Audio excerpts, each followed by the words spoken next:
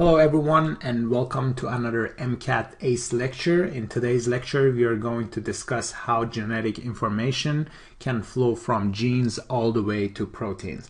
We are also going to discuss the nucleic acid structure, how DNA replication happens, go over the enzymes that are required for DNA replication, what is the process of DNA proofreading, and also other mechanisms of DNA repair that prevents accumulation of mistakes in a DNA.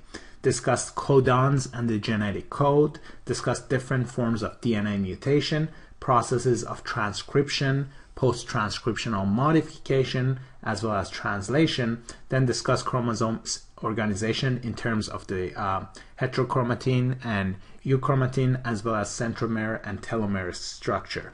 And then finally we will have control of gene expression in eukaryotes compared to prokaryotes. And then as always we will conclude our lecture by going over some practice questions.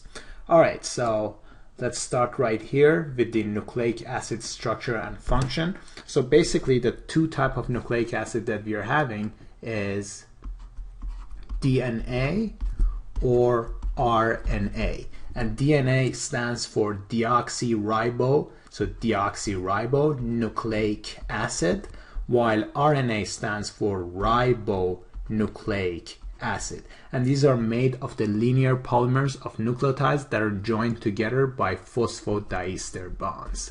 So phosphodiester bonds. Now, nucleotides are basically the building blocks of every organism's genetic material, and they are made of three components. Number one, they're made of a pentose, which is a 5-carbon sugar.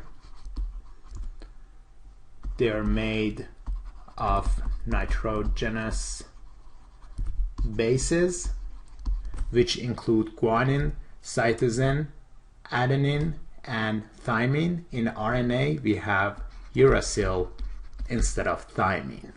And then the third structure is the phosphate group, which has a negative charge, as a consequence of which DNA and RNA have a negative charge. Now let's talk a little more about nitrogenous bases. So basically, based on their structures, bases are divided into two groups. Purines, which are made of a double ring, example of which is shown right here, guanine, you see how it has double ring, and adenine. So these are examples of purines. And then we also have pyrimidines, which are made of a single ring, example of which includes thymine, uracil, and cytosine. So the memory aid that I'm using to memorize all these names as well as their binding, because guanine always binds with cytosine while adenine generally binds to thymine. I mean, there are exceptions when there's an error and they by mistake they bind to another base that they're not supposed to, but the correct binding is guanine binding to cytosine and adenine binding to either thymine in DNA or uracil in RNA. And the memory aid that I'm using here is called GASET. Alright, so with this memory aid I always remember that the first two are purines. So you see how we have purines for adenine and guanine, and these are double rings, while the second two are pyrimidines. And then in terms of binding, I always know that G binds C and A binds T. Or so adenine binds thymine in DNA, or adenine binds uracil in RNA. So that's about it.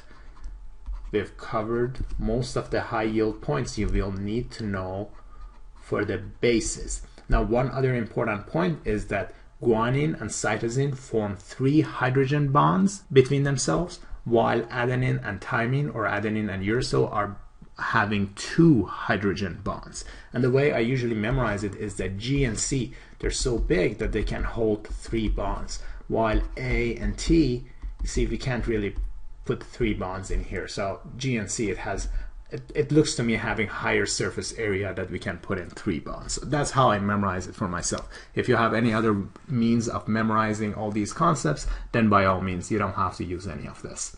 It's just to help you with memorization in case you have a problem.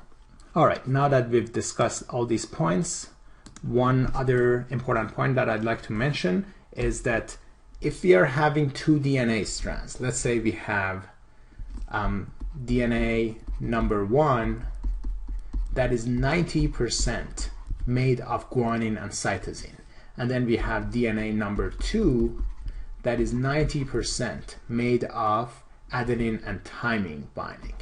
So this one has adenine and thymine, while the other one had guanine and cytosine. What would be the difference in terms of the strength of binding of these 2 double strands? So DNA number 1 and number 2, which one is bound stronger?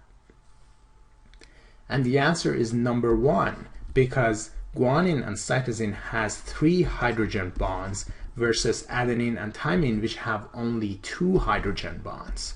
So if we have a DNA strand that has a high GC content, then that DNA strand is more tightly bound, and usually we need higher temperature in order to denature that DNA strand. All right, so that's one important concept that examiners like to test on MCAT. Now that we've reviewed all this, I'd like to go over one important difference between RNA and DNA. So DNA is made of a deoxyribose sugar, which means that its second hydrogen on its second carbon, it has a hydrogen group. It doesn't have oxygen. That's why it's called deoxyribose.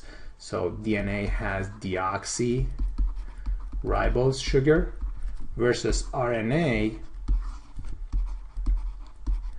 that has a ribose sugar, where on its sugar second carbon there is an OH group. So that's one important difference between DNA and RNA.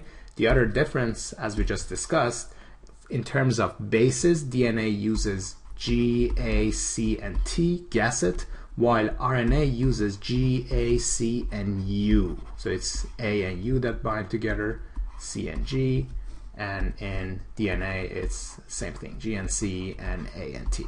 And then finally, one other important difference is that generally speaking, DNA is most of the time double-stranded. So this is double-stranded,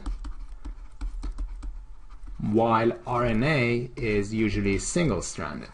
Of course, there are examples of viruses that are made of a double-stranded RNA or single-stranded DNA, but I'm just saying, generally speaking, DNA molecules are usually double-stranded versus RNA that is single-stranded. Now, an example of DNA that is double-stranded is humans, for instance.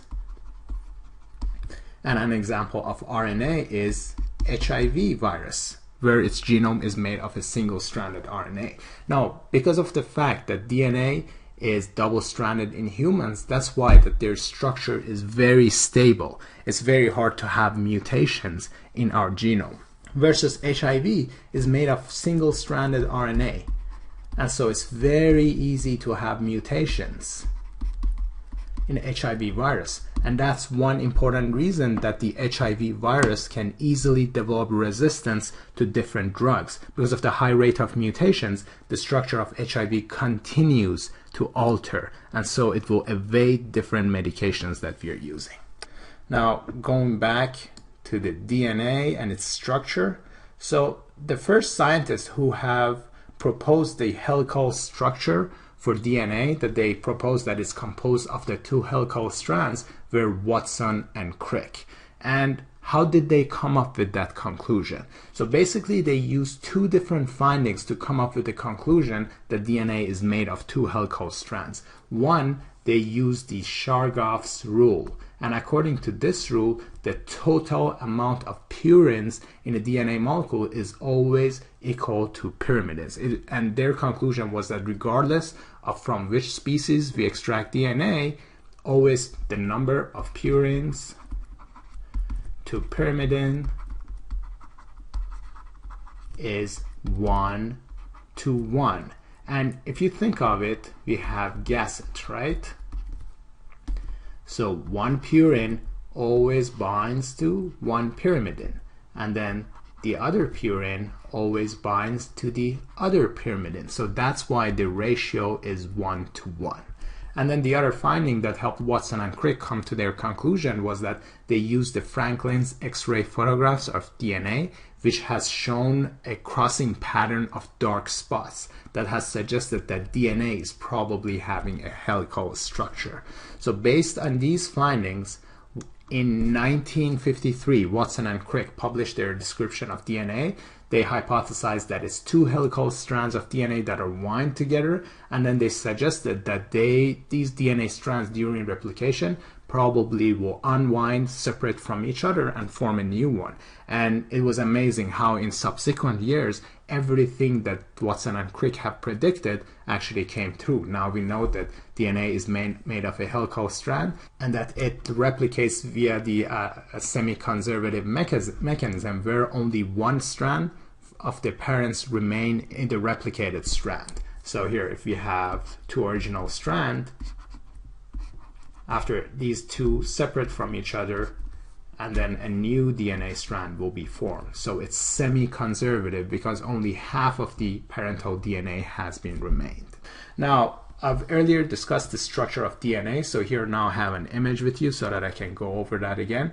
So a combination of the phosphate group and a pentose sugar in a DNA is referred to as backbone. Same with the RNA. So a combination of pentose sugar and phosphate, these are all DNA backbones, and these are being held together by phosphodiester bonds. So here you can see that the pentose sugar is being connected to the next one via a phosphodiester bond, and same here. So the order of binding according to the site that the phosphodiester is bound gives us the direction of the DNA strand. So here we can see that we have the 5' carbon and then the 3' here. So the direction of DNA in this example is 5 to 3'. And so here we have 5 to 3' DNA strand versus 5' to 3' DNA strand.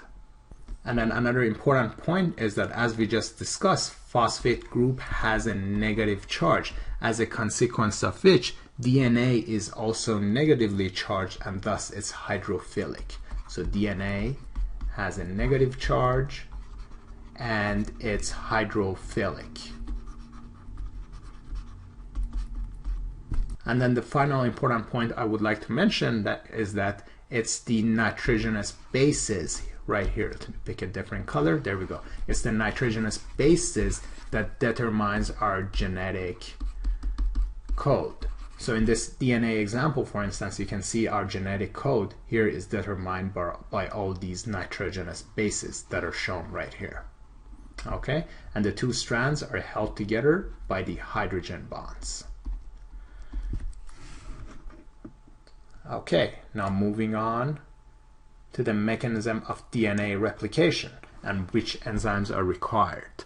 So basically, if you recall from our meiosis and mitosis lecture, the cycle of cell division is divided into G1, S, G2 phase, and then finally mitosis and cytokinesis.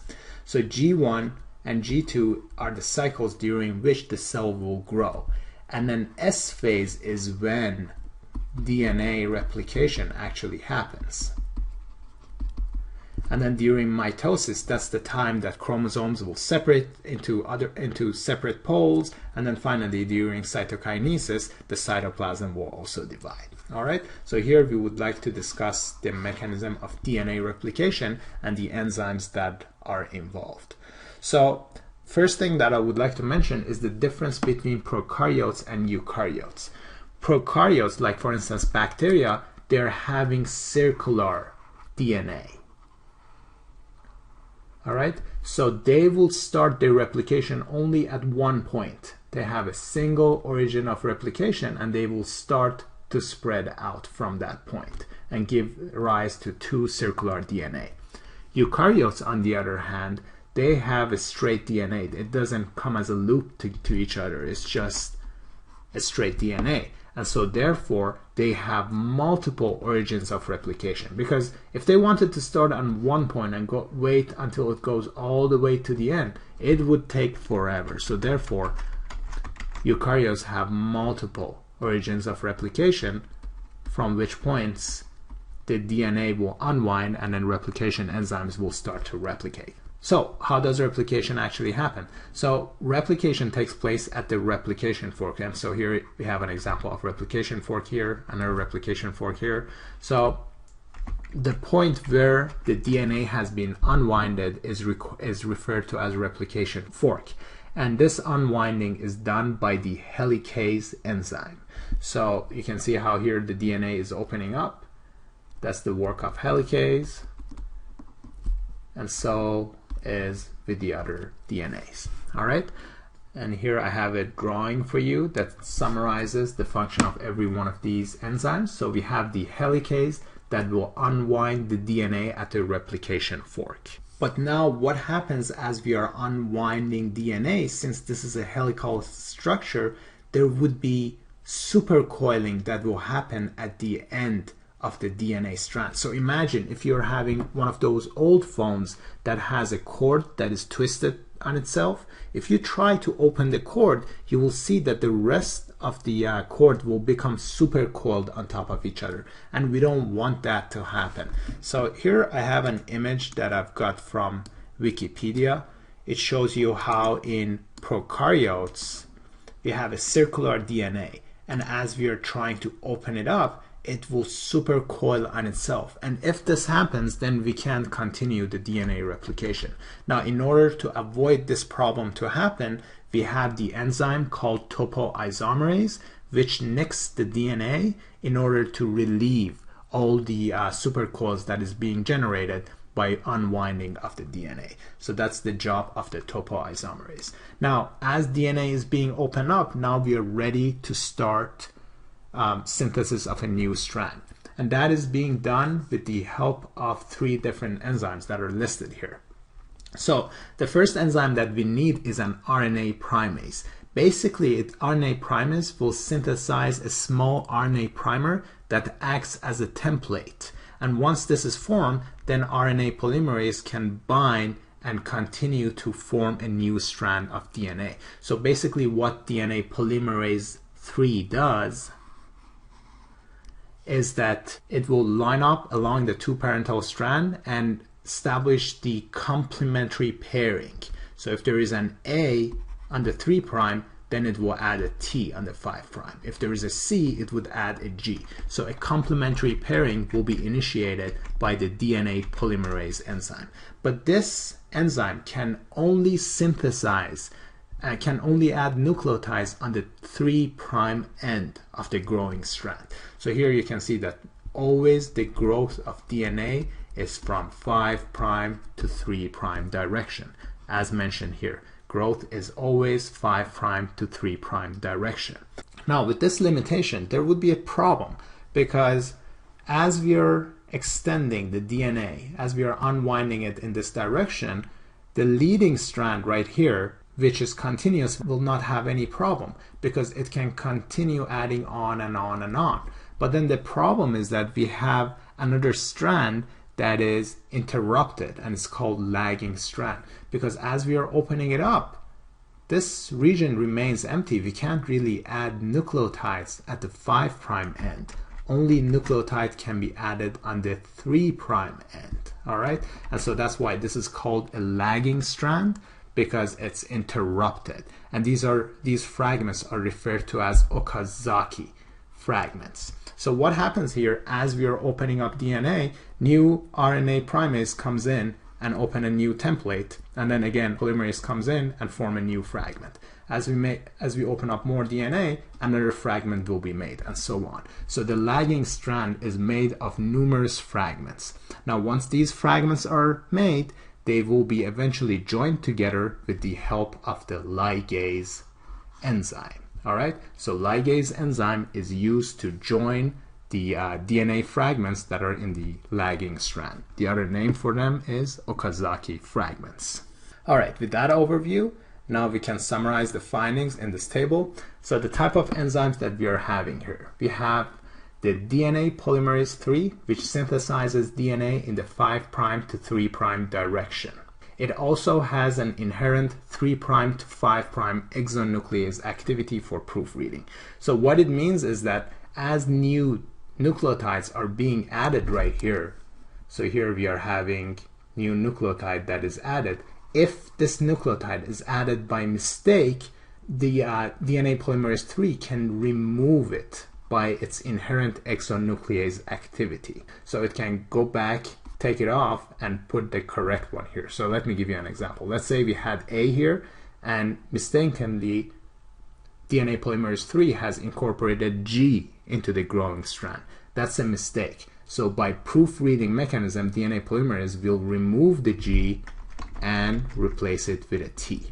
And this proofreading ability of DNA polymerase will significantly reduce rates of mistakes during DNA replication.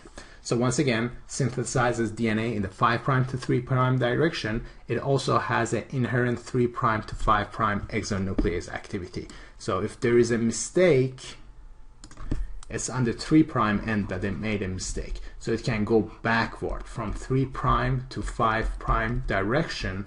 It can have exonuclease activity in order to remove this mistake and replace it with a correct nucleotide. Now with DNA proofreading, misincorporated nucleotides can be removed immediately. Then we have the RNA polymerase 1, which will degrade the RNA primer via its 5' to 3' exonuclease activity and replace it with DNA.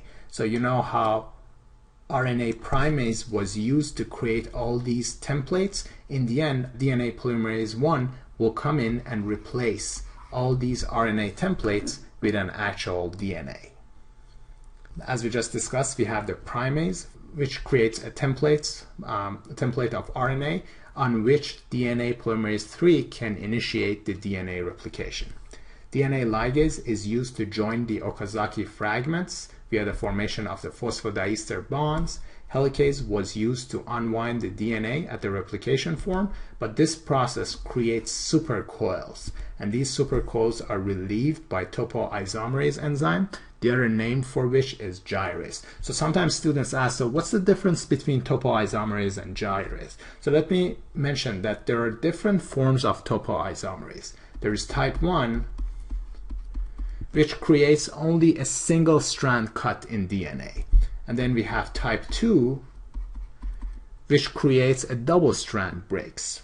Now, gyrase is a type 2 topoisomerase that is found in bacteria. But in any case, for MCAT, what you need to know is that topoisomerase or gyrase are the enzymes that are involved in relieving the supercoils by creating nicks in DNA helix.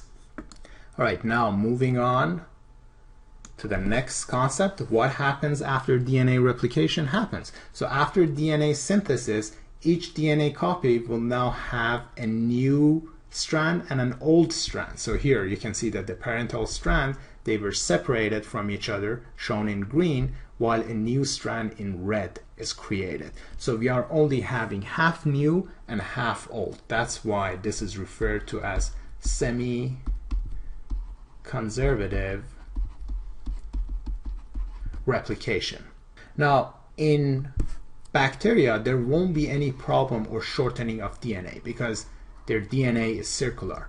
In eukaryotic cells, however, there is a problem because with each replication, as the RNA fragment is removed from the new strand, the 5' end will shorten, and the amount of shortening is equal to the size of a primer, the RNA primer that was used to fill that space. So the telomeres of chromosomes with every replication becomes shorter and shorter until they reach a point that they can no longer divide, and that's actually called cellular aging because every cell has a finite number of divisions. They can divide, for instance, 40 times, after which they die. They can't do that. So they're limited in their number of divisions. However, there are exceptions because we are having actually some immortal eukaryotic cells that can divide indefinitely, and these examples of immortal cells include, for instance, cancer cells, germline cells, and stem cells.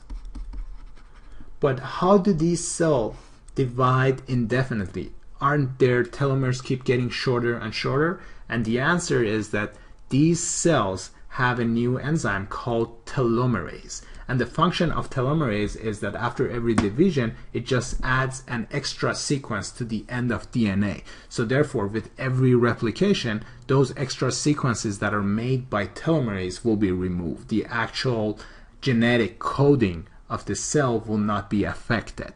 All right, now let's discuss the telomerase and how it works. So here I have an image of the telomerase enzyme for you, and you can see that it's made of a reverse transcriptase enzyme. And basically what reverse transcriptase does is that it converts the RNA into DNA. So the telomerase has an RNA template right here, and with its reverse transcriptase enzyme, it will create a new DNA strand at the end of telomere. All right, so telomerase is made of an RNA template and a reverse transcriptase enzyme which converts RNA into DNA. And by doing this, they would add extra strand at the end of the DNA to prevent loss of DNA from every replication. All right, now before I move on to the next concept, reverse transcriptase enzyme. That's a hot topic that is being frequently asked on MCAT. So what I would like you to know is that HIV is also having RNA genome, and how it will replicate is by conversion of its RNA into DNA, and that is also being done by the reverse transcriptase enzyme. Okay, so just one more time to clarify, I don't want any confusion. So we know how DNA via the transcription process is being converted into RNA, and now RNA via the translation process is being converted into protein. Now, if you're having HIV virus, via the reverse transcriptase enzyme, it will first make DNA and then RNA and protein.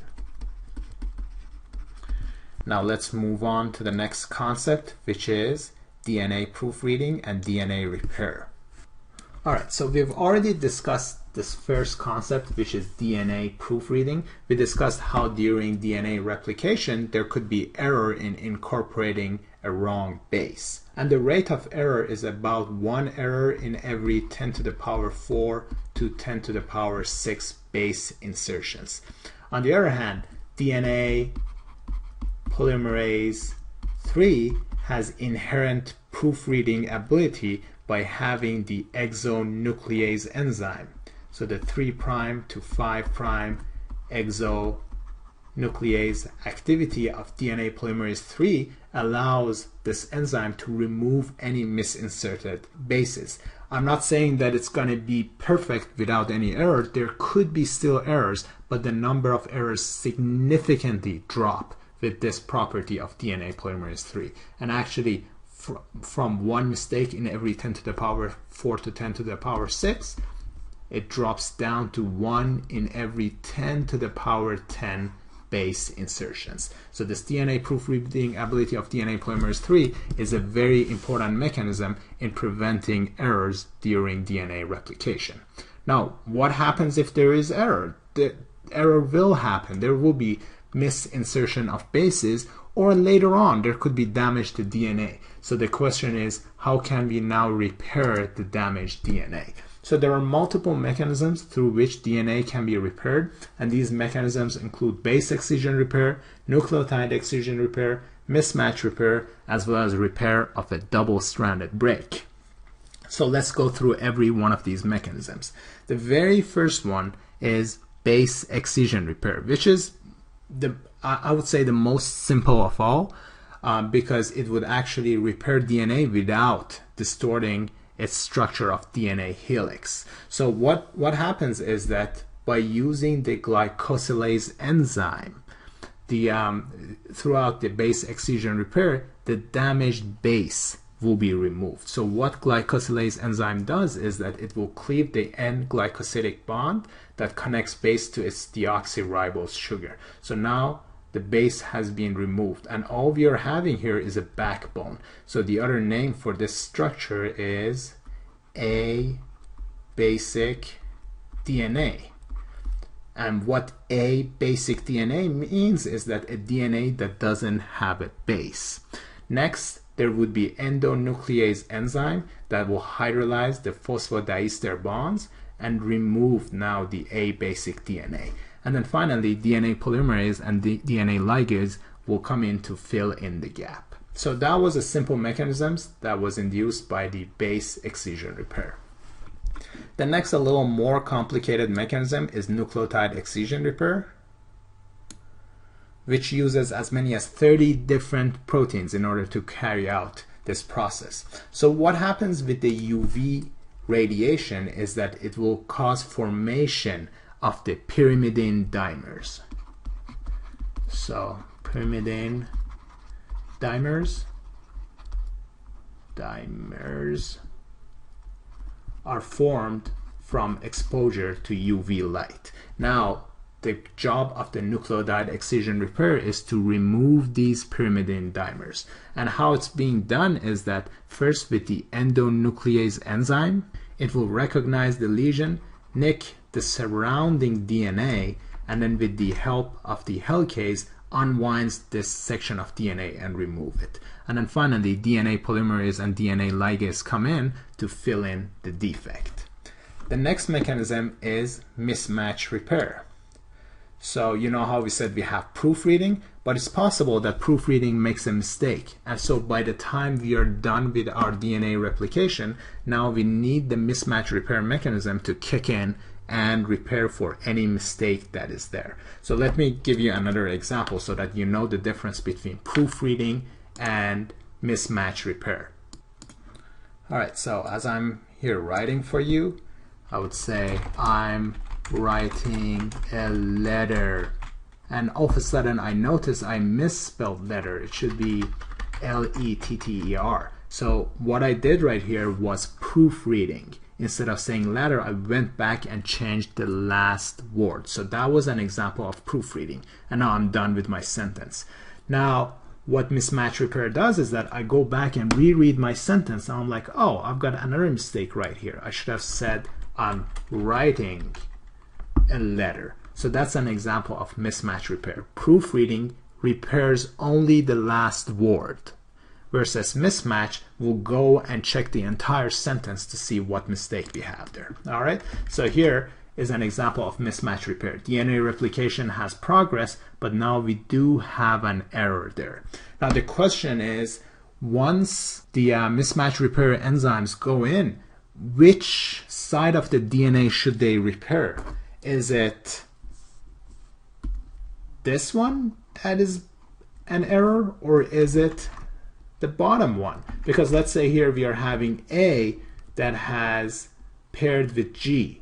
All right, we know that this is a mismatch, but which one is a mistake? So what happens is that the parental strand has been methylated, right? So this way the mismatch repair enzymes know that this strand they shouldn't touch. It's the parental strand. So that's how they know that now they should repair the other strand. So the mismatch repair would recognize the lesion, then with the help of exonuclease and helicase enzyme, it would cut and remove, and then DNA polymerase and ligase, just like the other cases, will kick in and fill the gap. All right, and then the last mechanism of DNA repair is repair of double-stranded breaks. So let's say that from a radiation we have a double-strand break. Now how are we gonna repair that break right there? So there are two different mechanisms through which double-stranded breaks can be repaired. One is called homologous recombination. So homologous recombination. and the other one is called non-homologous end joining. So what happens with the homologous recombination is that this is basically an error-free mechanism, and what it does is that it uses the information from the sister chromatid in order to repair it. So you know how every chromosome is made of two chromatids, so we have a sister chromatid right there. So instead of trying to find out what has gone wrong there, it will go to the blueprint of what is there. It will find the other chromatids and use the information there in order to repair the break. And this is called homologous recombination. On the other hand, we can have non-homologous end joining, which can cause errors because it doesn't care here what we've lost here.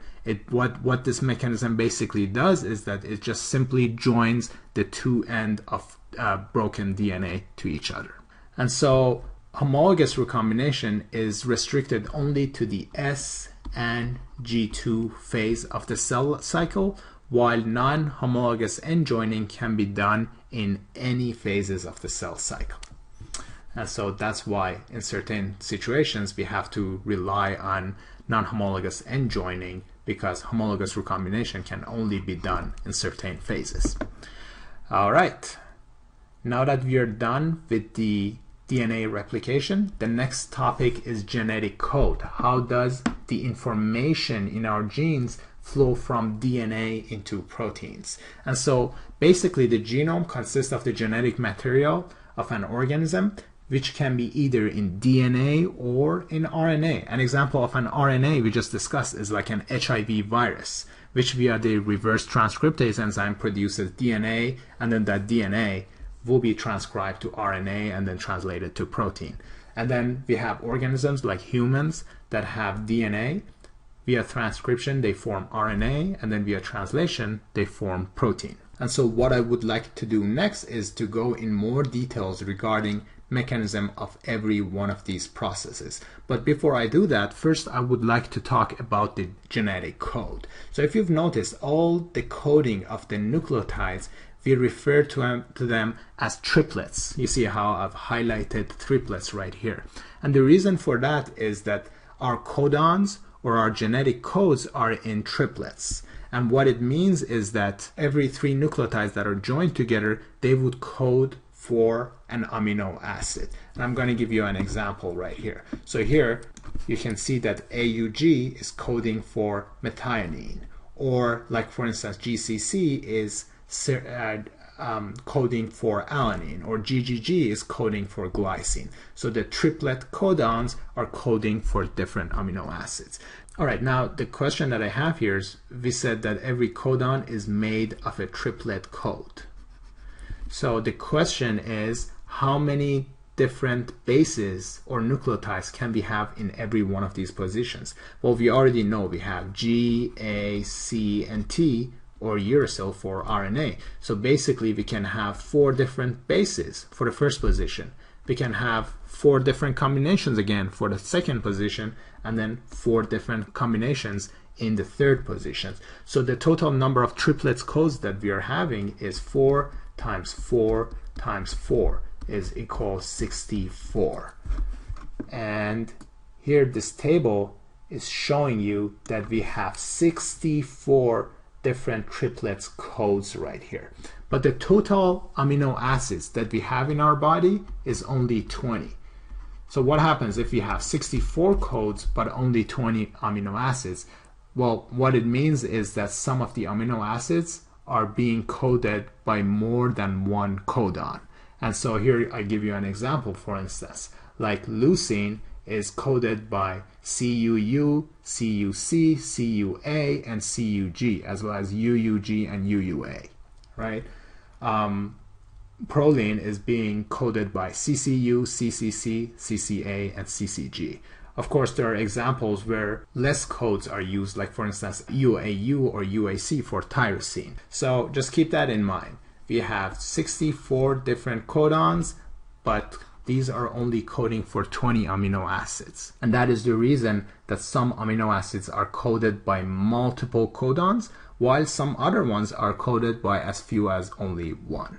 All right, now the other important concept that I would like to show you here is the start and stop codon. The question is, you're having an mRNA. From where should you start synthesizing the protein, and from where should you end your synthesis? And so here you need a start codon to give you the signal that, oh, from here you should start your translation. And then there should be a stop codon that tells you, oh, at this point you're ready to stop the mRNA translation. And so the code for start codon is AUG, while the code for the stop codon is, here we are having it right here, UAA, UAG, and UGA. Okay, so in the example shown right here, you can see that we've started translation from this point that we had AUG, and as soon as we reach one stop codon, UGA, we have stopped the translation. And then the final question I would like to ask you is that what is a wobble hypothesis? All right, let me pick a different color in order to explain this concept for you. So you know how a codon is made of a triplicate code. So first nucleotide, second nucleotide, and then third nucleotide. What wobble hypothesis tells you is that base pairing with the third nucleotide is very relaxed. So there could be more than one complementary bases. In other words, base pairing with the third position of a codon could deviate from Watson and Crick rules due to the lower specificity. So here there is lower specificity, as a consequence of which not necessarily all the time Watson and Crick base pairs will take effect. Like for instance, A can go with G, or C can go with T. Let me write gas set. You know, C is supposed to go with G, so C here goes with T. So mispairing is more common in the third position compared to the first and second position. And so therefore, by having this property, cells are kind of relieved from the need to synthesize a tRNA for every codon. And if you pay attention, you can see that it's the third position that they don't care like how it changes. It still codes for the same amino acids. Or right here, the third position for leucine, doesn't matter what kind of pairing happens there. Even if there is a mutation or even if there is an error, it would still code for the same amino acids. So therefore, that's why the wobble lowers the significance of DNA mutations that happens on the third base of the triplicate codon. Now, talking of mutations, what type of mutations can we have? So there are different forms of mutation, which I've listed them right here. We have silent, missense, nonsense, and frameshift mutation. But before I explain that for you, let me show you. If we have a mutation in any one of these wobble positions, let's say for leucine, U, C, A, G, any one of these mutations, it doesn't really matter. We're still going to code for leucine. So this is an example of a silent mutation. All right, so silent mutation, mutations that code for the same amino acid, often associated with a base change in the third nucleotide position or wobble position. Now, how about missense mutation? Well, when we have a mutation that changed the amino acid is an example of missense mutation. And let me give you an example here. If here we have a mutation that changes A into G, then we are having alanine incorporated instead of threonine. And so that's an example of a missense mutation. Now, how about nonsense mutation? When a mutation converts an amino acid into a stop codon, that would be an example of a nonsense mutation. So let's say that here for tyrosine, C is mutated into A. We will have UAA, which is a stop codon. And this mutation is not very benign, and the reason for that is that it will truncate the size of a protein. So the memory aid that I have for you is stop then nonsense. So nonsense mutation promotes formation of stop codons.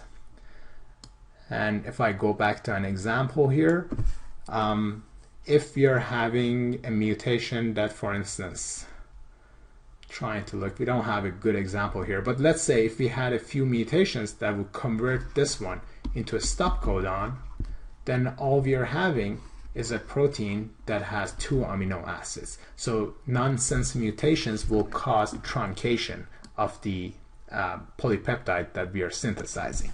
And then finally, we can have frame shift mutation, where if there is an addition or deletion of the nucleotide, there will be misreading of the entire downstream nucleotides. And let me show you what I mean by that. So let's say that here I either delete one of these nucleotides, or let's say that I add one. Let's say I delete one, that's easier. So let's say here I delete this amino acids. So after the start codon, what do we have? This would be the next codon, and then CCG would be the next codon, and then AUG would be the next codon. So if you refer to the table that I have right here, now we are having a completely different sets of amino acids that are being incorporated. And so therefore frame shift mutations usually can change the entire structure of the downstream proteins that are being translated. All right, so that covers discussion of the DNA mutations. Next, I'd like to go over the process of transcription. We already discussed what happens to DNA replication. We already discussed the genetic code and codons that help convert the mRNA into blocks of amino acids that builds the protein. Now I'd like to again go back and describe what's the purpose of having this transcription going on. So as you know, all the cells in our body have the same genetic content. I'm giving you an example. Our adipose tissues, our heart muscle, our nerve cells, our kidney cells, every one of them have the same DNA codes and the same genes, but their functions is totally different. There's a huge difference between our muscle cells and our nerve cells and so on. And how are they so different if they all have the same genes? And the answer is that every different cell expresses different genes. And so therefore transcription is a cellular means of regulating gene expression. And that's what leads to cellular differentiation between different cell types. So what happens with the DNA is that as the RNA polymerase transcribes RNA, here we are having an mRNA, which is a messenger RNA, and then throughout the translation process and with the help of tRNA, amino acids will be added together and form a polypeptide, which will later on fold on itself to carry out different biological activity. So you might have noticed that I've talked about mRNA, tRNA, and we also have another type of RNA called ribosomal RNA. So let's go over the difference between every one of them. So first we have mRNA, then we have rRNA, and then we have tRNA. The first one, mRNA or messenger RNA, it's basically the RNA that carries genetic information that are copied from DNA throughout the transcription process. And this mRNA carries codes as codons, which are 3 base sequences that are specific for different amino acids. So here I'm showing you an example of an mRNA that is carrying codes in codons, which are triplicate, which are triple bases. Then we have the rRNA, which stands for ribosomal RNA, and this RNA is being produced in the nucleolus, so not nucleus, nucleolus, and make up the bulk of the ribosome. And then finally we have tRNA or transfer RNA, which carries amino acids to the ribosome for their assembly into proteins. And this tRNA basically has a clover leaf appearance, and there is amino acid at one end and an anticodon at the other end, and this anticodon will pair with the codons to determine, okay, for every one of these triplicate codes, what amino acid should incorporate once they are working with their ribosome.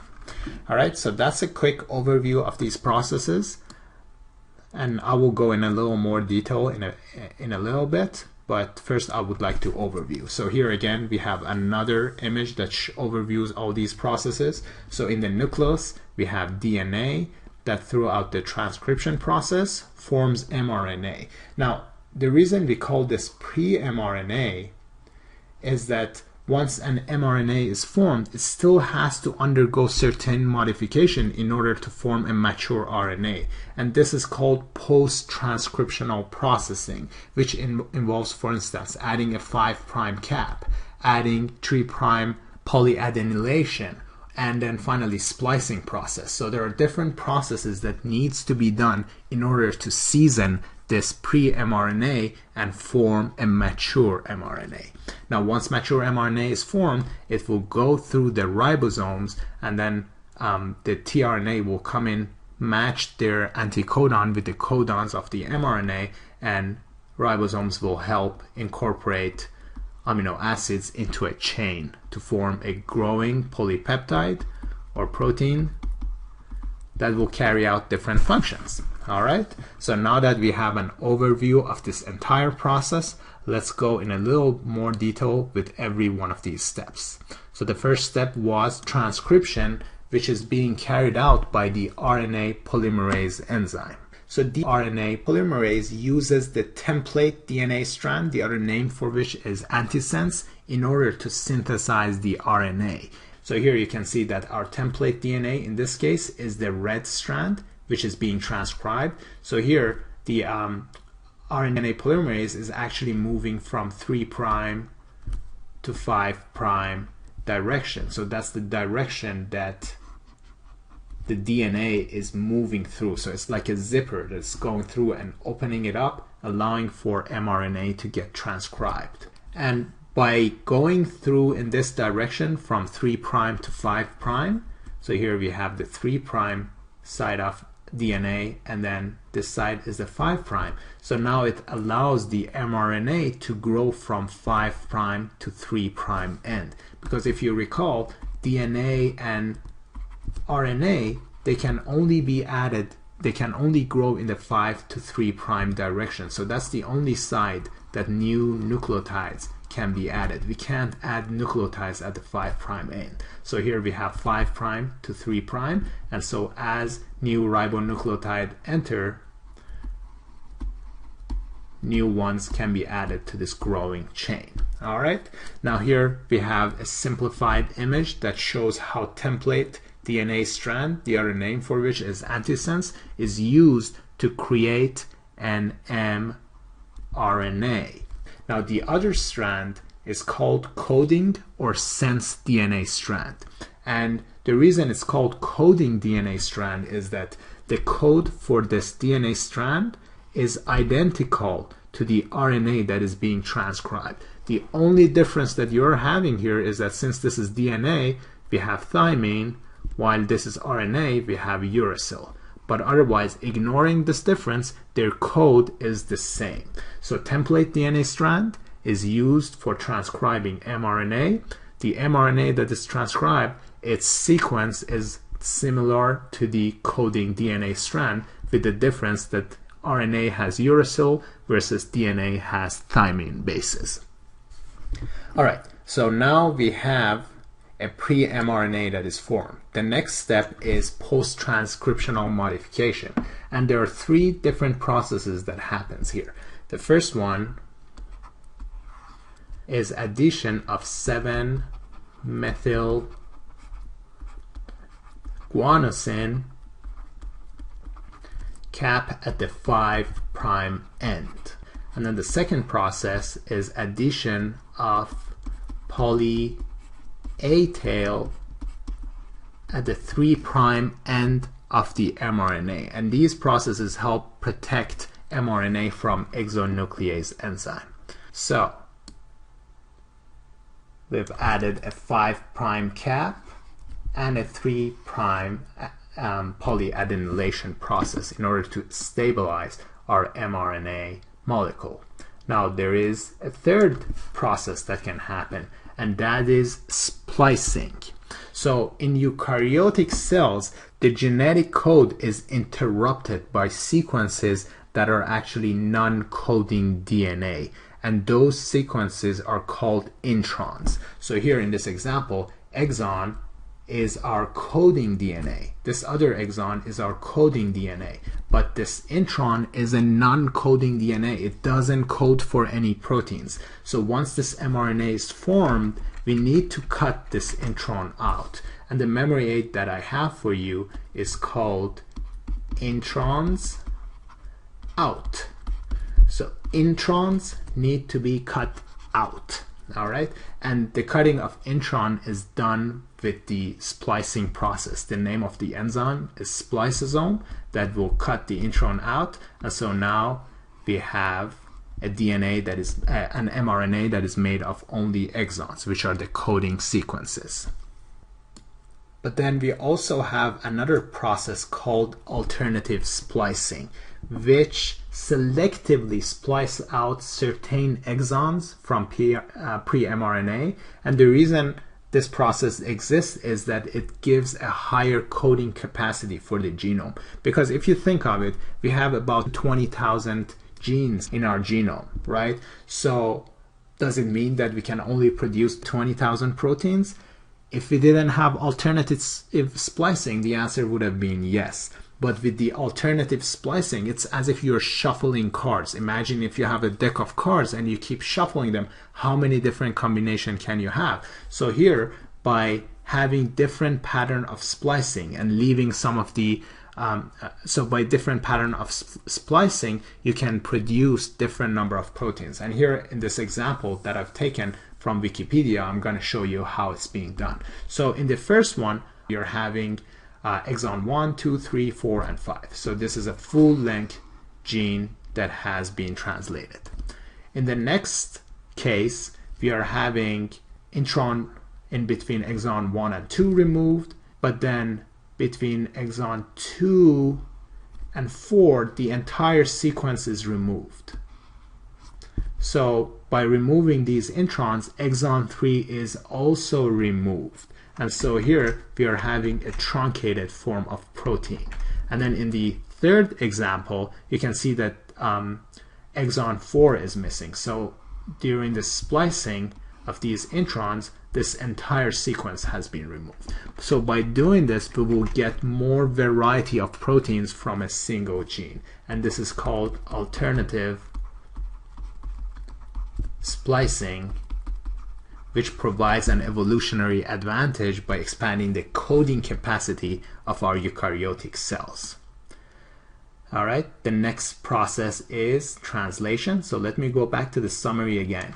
We've shown how transcription happened, how pre-mRNA has undergone 5' capping, polyadenylation, and splicing.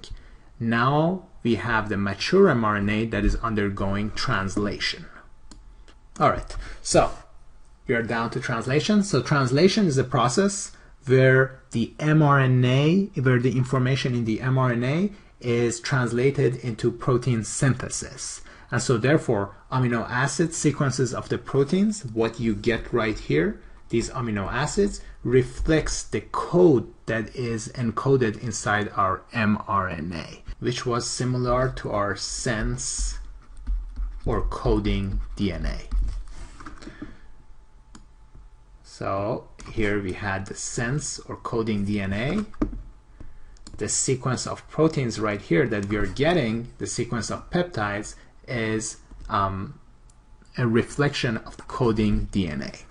Now regarding the ribosomes, we just discussed that there are ribosomal RNA that is being assembled in the nucleolus. So basically inside the nucleolus there is RNA polymerase 1 that combines, that assembles the ribosomal RNA with the ribosomal subunits. And so here you can see that the eukaryotic ribosome is different than prokaryotic ribosome. We have the 60S and 40S subunits in eukaryotic. Once you combine them, it's called ATS ribosome. versus in prokaryotic we have 50S and 30S. Once you combine them, it's called 70S. I know their addition doesn't add up, but it's just a concept that you will have to know, that combination of 60S and 40S, we are referring to them as 80S ribosome in eukaryotes, versus prokaryotes have a 70S ribosomes. And that's actually one reason that the drugs that we are using to target bacteria are often targeting the bacterial ribosome, because their structure is different, and so we are targeting protein translation in bacteria without affecting our own cells, because the structure of ribosome in bacteria and humans is different. Now once the mRNA is running through all these units, so the mRNA is now running through the ribosome, the codons that we are having here is being paired with the anticodon of the tRNA. As a consequence of which, the amino acid that is being carried by the tRNA is being added to the growing chain of a polypeptide. And here I have another image that shows you how ribosome will allow growing chain. So the transfer RNA passes through the ribosomes in the following order: A, P, and E. First it comes to the point A, then P, and then E. So the way you can memorize it is ape, like Planet movie Ape, right? So ape.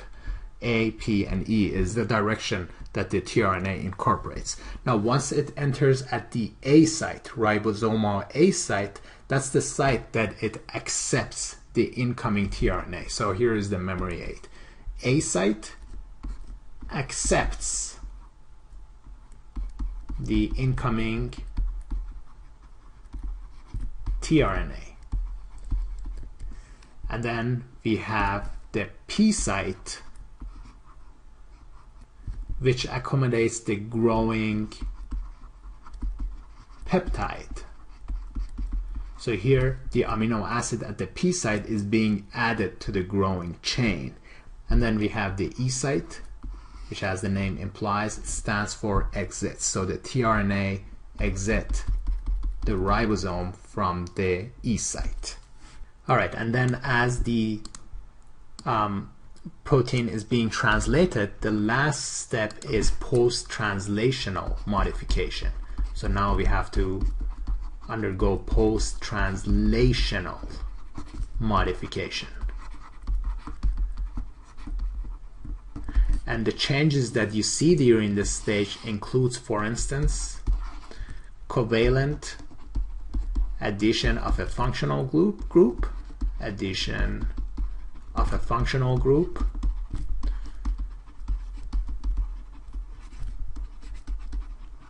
there could be proteolytic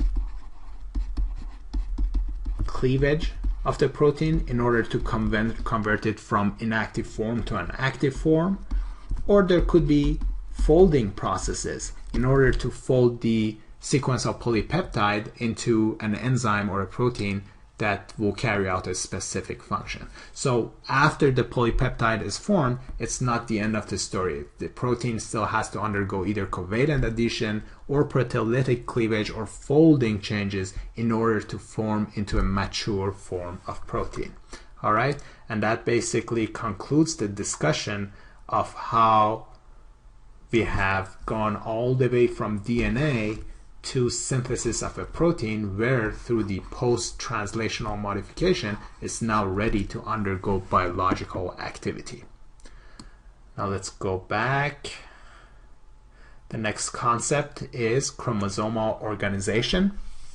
So we know that the eukaryotic chromosome, it's quite large. It actually can be as large as 2 meters, our DNA. So how does that 2 meters of DNA is actually fitting inside a human cell, right? So it has to be packed and very organized in order for it to happen. So in order to achieve this goal, DNA is wrapped around a protein called histone. So here you can see that we have histones.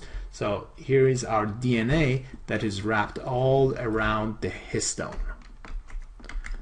And the combination of a DNA that is wrapped around histone is called a nucleosome. So histone combined with the DNA wrapped around it is called a nucleosome. And then this combination of DNA and protein, which is called nucleosome, forms a string of beads which will organize into a highly supercoiled structure called chromatin. And then during cell division, chromatin actually reaches its maximum folding capacity and takes the shape of a visible chromosome. Alright, so that's how we go all the way from DNA into visualizing chromosomes under microscope. Now there are different terminologies I would like you to know, and those include, for instance, heterochromatin and euchromatin. So heterochromatin is a tightly packed DNA, and it's a repetitive form. So this is tightly packed, and generally it contains non-coding DNA. Of course, it has been shown in organisms like Drosophila that their heterochromatin can have a few genes, but generally speaking, compared to euchromatin that is rich with coding DNA, heterochromatin is mainly non-coding DNA, and it's tightly packed because it doesn't have any genes really to use up, so it's tightly packed. Euchromatin, on the other hand, is lightly packed. So let me pick a different color for here. So euchromatin is lightly packed form of DNA, and it contains coding DNA that can undergo transcription. So it's mostly our euchromatin that is being used for the transcription process. And then we also have centromere and telomere. So these two, centromere and telomeres, these are examples of heterochromatin that are tightly packed and don't really have any genes. So let's go over every one of them. The first one is a centromere. It's basically the indented area that is near the center of the chromosome, and it's used to link the sister chromatids together. So here we have the centromere right here that is holding the two sister chromatids together. Now I'd like to remind you the phases of mitosis. Of course, we have a separate lecture that we go through every one of those steps in detail, but if you recall, during mitosis we have the prophase, where during this stage chromosomes condense and become visible, nuclear envelope, for instance, breaks down, and centromeres move to the opposite side. So that's the prophase. The next stage after prophase is metaphase, and during this stage chromosomes line up at the metaphase plate at the center of the cell, and then each sister chromatid attached to the spindle fiber that are at the end of the cell. So here the chromosomes come in the middle of the cell and spindle fibers are attached to them. Then the next phase is anaphase, during which phase the sister chromatids are pulled to the opposite side. So here the sister chromatids are pulled to the opposite side. And then finally the last phase is telophase, okay, during which time the chromosomes now arrived at the opposite ends, and now so therefore they can decondense, and the nuclear material start to form around all these chromatids. So here nuclear material start to form around these sister chromatids. Okay, so that was the function of the centromere in order to allow the spindles to attach to it. And then we have the telomere. Telomere, these are the repetitive nucleotide sequences that are at the end of the chromatid. And basically their job is to protect the actual sequence of the DNA. So here, we have all the euchromatin here, and then telomeres are at the end. So they're providing kind of a protection mechanism by being at the end of the chromosome, because with every DNA replication, the end of the DNA upon removal of the template we just discussed is being shortened. So by having non-coding telomere at the end, it kind of protects the DNA coding sequence. But again, we all know after too many replications, still it can damage DNA and halt replications. All right. The next concept is control of gene expression. And so we know that in an organism, all cells contain the same DNA, but it's a different expression pattern of the DNA that determines their function. And we've discussed in our embryology video that this is called cellular differentiation, where different cells specialize into expressing certain genes, and by doing this they would differentiate into different type of cells. Like it can differentiate into nerve cells, it can differentiate into liver cells, or it can differentiate into pancreas cells. And so by controlling gene expression, cells can have different function, as a consequence of which it's very important to regulate gene expression. Now, gene expression doesn't necessarily need to be controlled at the DNA level. We can basically control it through any steps that goes all the way from DNA to protein, because if we disrupt any one of these processes, then we are interfering with the gene expression. So let me go over some of the mechanisms that can affect gene expression. So gene expression can be regulated at the level of mRNA transcription. We can interfere with gene expression at the level of post-transcriptional modification, or at the level of alternative splicing. So alternative splicing or post-transcriptional modification. It can be done by RNA degradation. So as RNA is trying to reach its target, it can get degraded by different proteins, or it can be halted by certain mechanisms like RNA interference. Then the transport or localization of all the transcriptional machinery could affect the transcriptional process. And then protein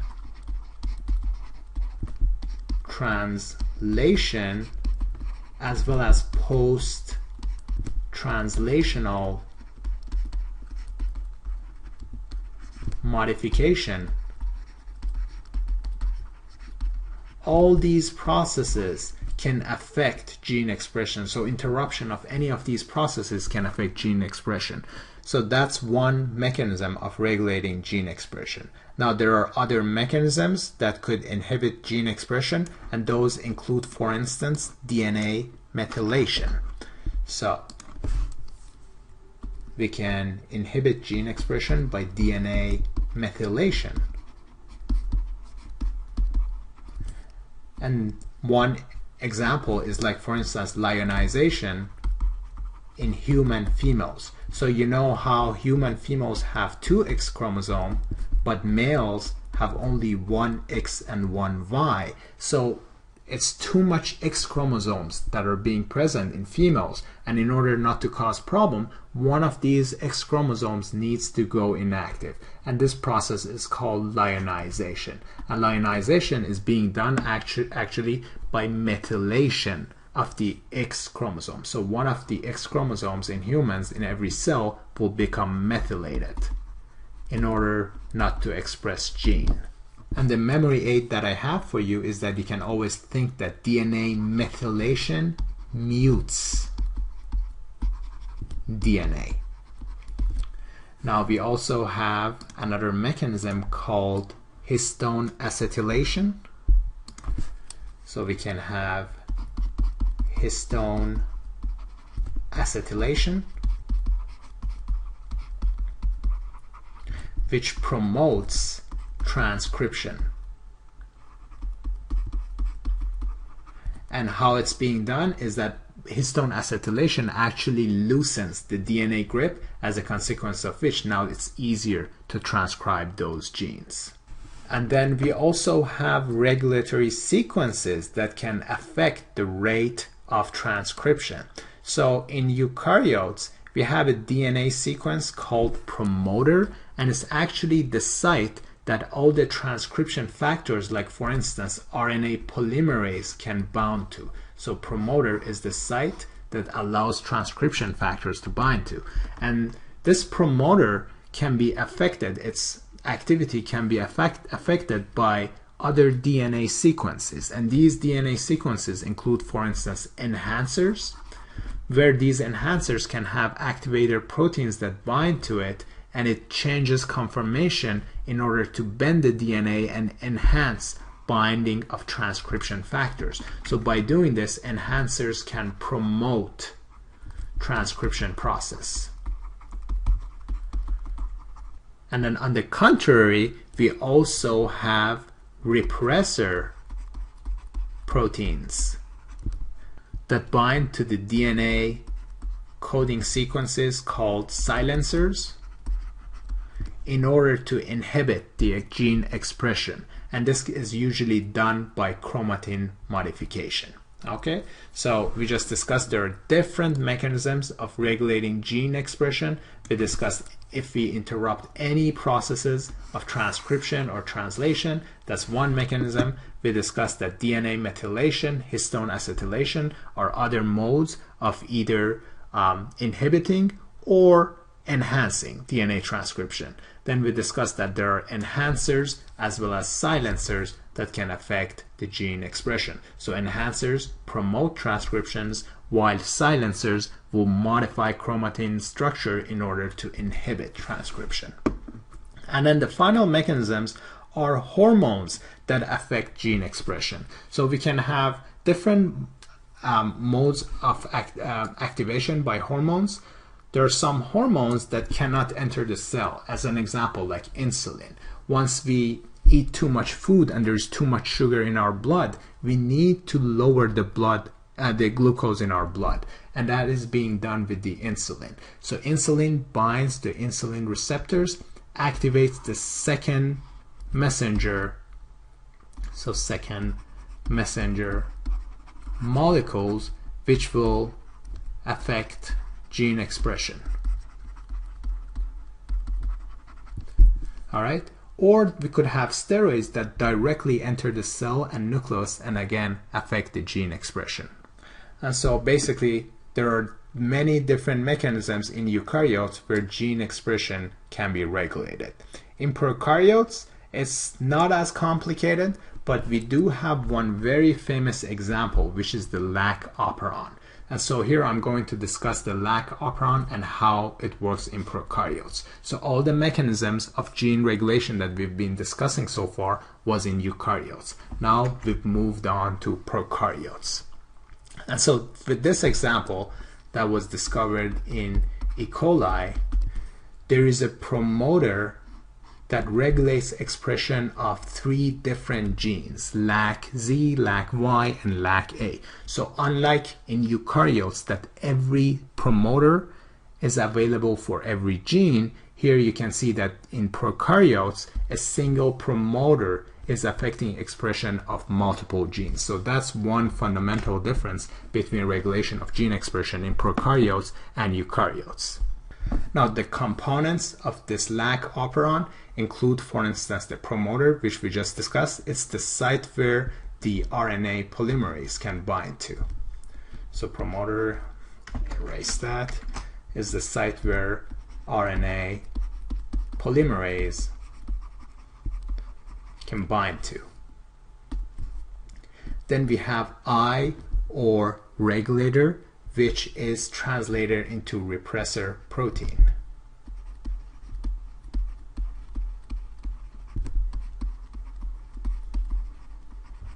Okay, so here we have repressor gene that can be translated into repressor protein.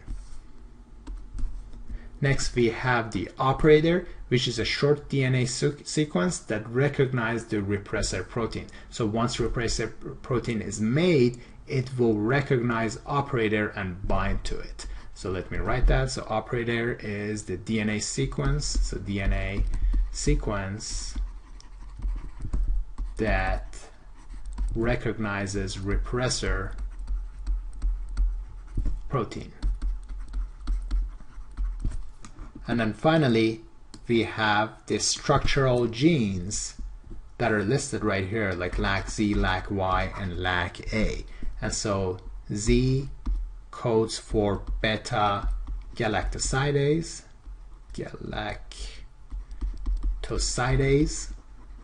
Y codes for lactose transporter,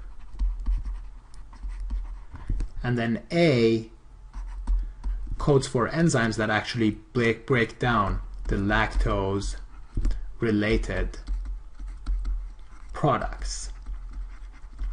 Now let me show you how does this lac operon system actually works.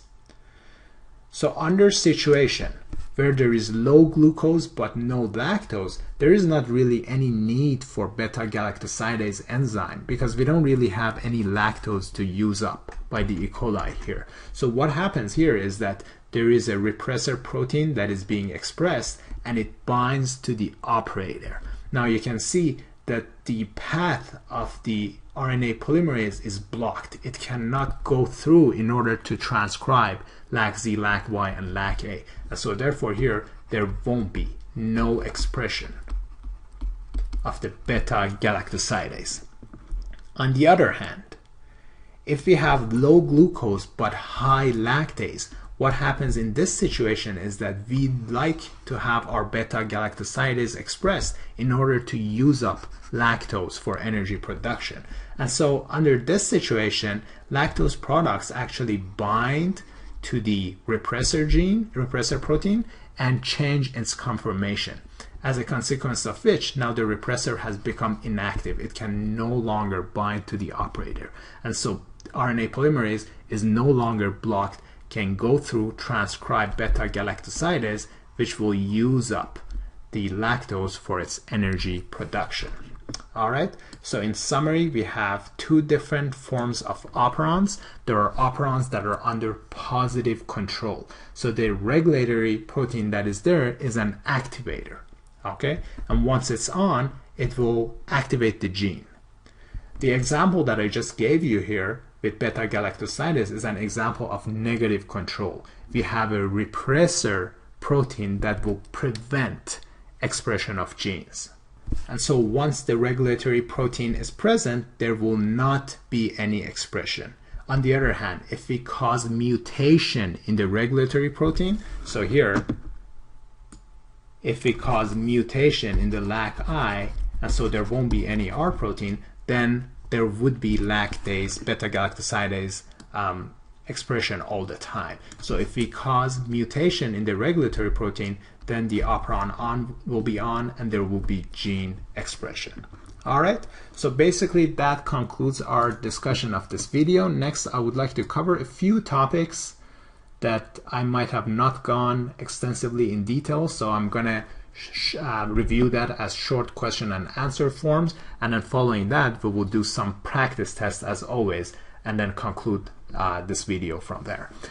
So the first one was, what is the difference between ribose and deoxyribose sugar units? So we already discussed that. Deoxyribose, which is from DNA, it doesn't have OH on its second carbon, while the ribose have actually an OH group. So remember, ribose was for RNA and deoxyribose was the building sugar structure of DNA.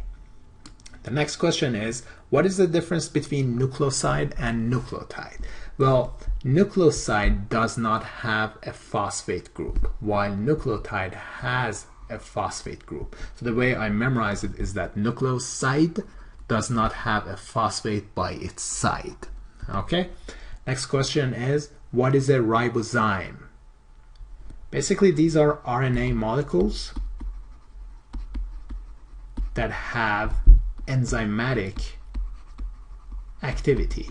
And one example of ribozyme, for instance, is a spliceosome, which is involved in the splicing process. What is the relation of the small nuclear ribonucleoprotein particles and small nuclear RNAs? So basically, SNRP, these are splicing factors, that consists of the snRNA that is complex with a set of proteins. So I didn't show it in this image to you, I didn't stress much, but here we are having the snRNPs. Okay, so these are the splicing factors. So again, these are splicing factors that are made of small nuclear RNAs, snRNAs, that are complex with specific set of proteins. The next question is, what is TATA box? So basically the promoter region of many different organisms have a common feature, and that is these regions are very rich in A and T nucleotides that are located about 30 base pairs upstream of the transcription site, and that is referred to as TATA or TATA box. So this promoter that I was discussing with you is very rich in TATA sequences. The next question is, what is the mechanism of genomic imprinting? Okay, so basically genomic imprinting is that it makes either certain maternal or paternal genes inactive. That is referred to as genomic imprinting, and that is being done by DNA methylation. So for instance, if our body decides to methylate our father's DNA that we've inherited, then the gene from our father would be suppressed. So again, once again, genomic imprinting is DNA methylation that will make certain maternal or paternal genes inactive. The next question is, how do non-coding RNAs regulate gene expression? Okay, so basically we briefly touched upon this topic. There is only 2% of genomic transcripts that code for protein, and the rest of our DNA is basically non-coding DNA. And so these non-coding DNA, for instance, can form RNA interference or small interfering RNAs, which will form double-stranded RNA with our mRNA and then interrupt its expression. So here, assume that we have our DNA transcribed into mRNA. The strand is trying to reach its destination, but then there are some small interfering RNAs that will bind to it and initiate its degradation, right? And so that's how our non-coding RNAs can regulate gene expression. The next question is, what is the significance of gene duplication in process of evolution? Well, if you think of it, if we only have one copy of a gene, it can't really undergo mutation, because if it does and we don't have that gene anymore, what's going to happen to us? We are going to be in disadvantage and we won't really have a good chance of survival. However, if our genes are duplicated, now we have a second copy, and that copy now can undergo mutation, make changes, and come up with a new function that could be helpful. So that's basically the whole purpose of gene duplication. Okay, because that can now undergo changes and come up with new functions. How is lifespan of prokaryotic mRNA different than eukaryotic mRNA? Well, in prokaryotic mRNA, its lifespan is only about a few minutes, while in eukaryotic, it can be as long as a few hours. And can you tell me why is it that prokaryotic mRNA have a shorter lifespan than eukaryotic mRNA? And the reason for that is that prokaryotic mRNA does not undergo post-transcriptional modification. So splicing, 5' cap and 3' adenylation, all those processes are specific to eukaryotic mRNA. And we just discussed how poly-A adenylation will make our DNA molecule more stable, and it's more resistant to degradation by nuclease enzyme. And so that's why our eukaryotic mRNA has a longer lifespan, because of polyadenylation of its 3' end. And then the final question is, how are defective proteins tagged for degradation? basically proteins that our body doesn't need them anymore are being tagged with the ubiquitin protein, and these are being now recognized by the proteasome enzymes that will break down those proteins. All right, so we are basically done now covering all the short questions as well. So here is some practice questions to go through. So I'm going to read these questions for you. If you need more time, by all means, you can pause the video. Which of the following is true regarding Okazaki fragments? Which of the following enzyme unwinds DNA helix? Well, after going through these lectures, all these questions sound so easy. The beginning of genes that code for protein is at, well, this is a little more challenging question that needs you to think a little about it. So basically it's asking your mRNA. You got to think of your mRNA. And then from there on you can predict where did it come from. Did it come from template, from coding DNA strand, and is it corresponding to the 5' or 3' end? Okay.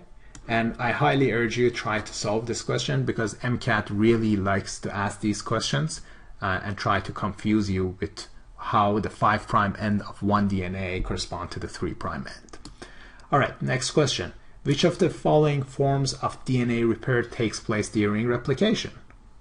Okay. Next question. So it's during replication, active replication.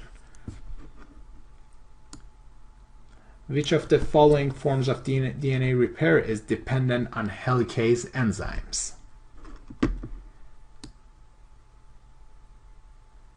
And then let's stop right here, answer these questions, and we will come back. So let's go back to the top and answer all these questions. First question. So again, if you need more time, please pause the video. Otherwise, we are ready to go through. So which of the following is true regarding Okazaki fragments? So if you recall, Okazaki fragments were the fragmented DNA sequences that are shown right here. Okay? These are the Okazaki fragments. They are on the lagging strands. So they are found on the lagging strands. So both choice B and D so far are correct, and they're synthesized in the, so doesn't matter what strand we're talking about or Okazaki, synthesis of RNA and DNA is always in 5' to 3' direction. So therefore they're synthesized in a 5' to 3' direction. So again, I don't want you to be confused. Both the leading and lagging strands and mRNA transcription, everything is in 5' to 3' direction, meaning that the new nucleotides can only be added at the 3' end. All right, the next question is, which of the following enzymes unwinds DNA helix? Again, that's very easy, helicase. What was the function of topoisomerase? It forms nicks in the DNA in order to relieve the supercoils that are created by helicase. So does gyrase. Both of these does the same job. And ligase, what was the function of ligase? It was joining the Okazaki fragments together. Now this is my favorite question. The beginning of a gene that code for protein is at? So here is how we summarized our question. You can see that the beginning of our RNA, the 5', corresponds to the 3' end of the template DNA strand. So therefore, our very first protein corresponds to the 3' end of a template DNA strand. So choice 3 would be the correct answer. 5' end would be incorrect because that would be our last amino acids. Next question.